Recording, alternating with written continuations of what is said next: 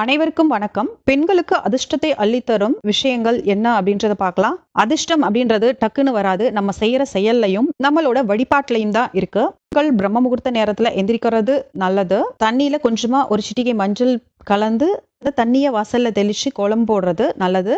கிச்சனை எப்பயுமே நீட்டா வச்சுக்கணும். வீடு சுத்தமா இருக்கணும். வீட்ல செடிகள் வளர்க்கறது ரொம்பவே நல்லது. செடிகள்லயும் முக்கியமா துளசி செடி, மருதாணி செடி, வெற்றிலை செடி, மணி பிளான்ட் இதெல்லாம் வைக்கிறது ரொம்பவே நல்லது.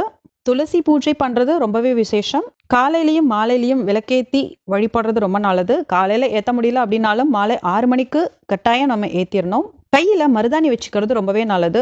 மருதாணியில மகாலட்சுமி வாசம் செய்யறதுனால கையில பெண்கள் மருதாணி வைக்கும் பொழுது மகாலட்சுமி தாயாரோட அருள் நமக்கு முழுமையா கிடைக்கும்.